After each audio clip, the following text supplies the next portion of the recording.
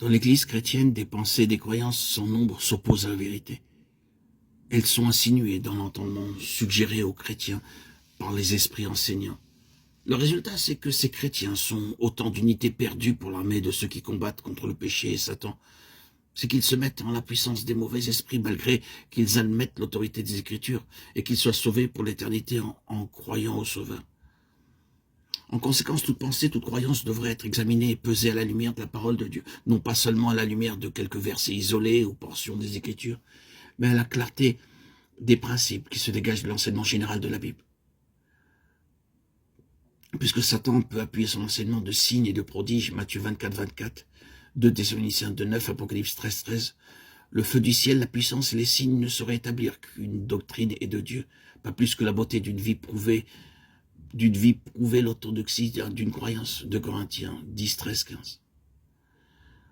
Dans sa lettre aux Thessaloniciens, l'apôtre nous avertit qu'à son point de culminance, cette marée montante d'esprits séducteurs aboutira à la manifestation de l'homme de péché, qui entraînera la chrétienté dans l'erreur. Il entrera même jusque dans le sanctuaire de Dieu. Il ira jusqu'à s'asseoir comme un Dieu dans le temple de Dieu, voulant passer pour un Dieu.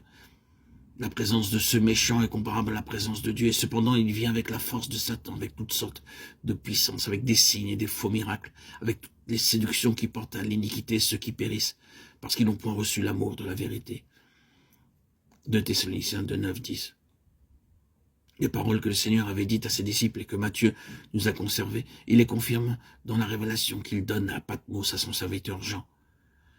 C'est qu'à la fin de l'âge, l'arme employée par le séducteur pour dominer sur tous les peuples de la terre est d'ordre surnaturel.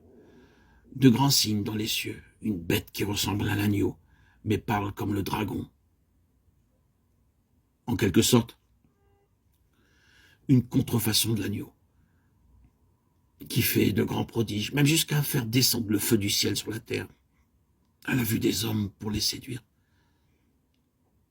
Elle parvient à la domination universelle et désormais ne peut plus acheter ou vendre que celui qui porte le nom ou la marque de la bête. Apocalypse 13, 11, 17.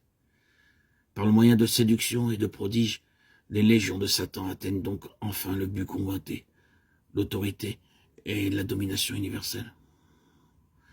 La séduction du monde qui s'enfonce toujours plus dans les ténèbres et la séduction de l'Église au moyen des enseignements les plus divers qu'accompagnent des manifestations sataniques atteignent leur maximum d'intensité à la fin de l'âge. Il est frappant de constater que l'apôtre choisi pour transmettre l'Apocalypse et préparer l'Église en vue des derniers jours est justement ce même apôtre qui écrivait aux chrétiens de son temps. Ne croyez pas à tout esprit.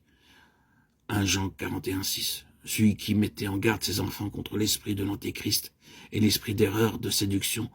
Ne croyez pas, tel est son mot d'ordre, telle est l'attitude qu'il préconise. C'est-à-dire douter de toute doctrine et de tout docteur jusqu'à ce que preuve soit faite qu'ils sont